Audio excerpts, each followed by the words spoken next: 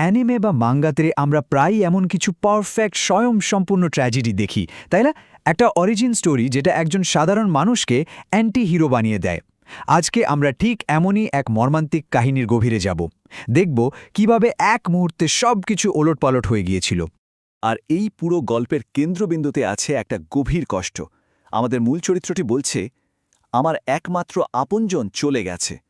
শুধু এই একটা বাক্যই কিন্তু পুরো গল্পের আবেগটা বুঝিয়ে দেওয়ার জন্য যথেষ্ট। কিন্তু মজার ব্যাপার হলো, গল্পের শুরুটা হয়েছিল কিন্তু এক চিলতে আশা নিয়ে। অনেক লম্বা আর কঠিন একটা লড়াইয়ের পর মনে হচ্ছিল এটাই হয়তো সেই মুক্তির মুহূর্ত, বা অন্তত সেটাই তো হওয়ার কথা ছিল। ভাবা যায় 10টা বছর আমাদের প্রোটাগনিস্ট আর তার বোন জম্বিতে ভরা একটা পৃথিবীতে পুরো 10 বছর ধরে একসাথে টিকেছিল। এটা থেকেই বোঝা যায় তাদের মনোবল আর সহনশীলতা ঠিক কোন পর্যায়ে ছিল। আর ঠিক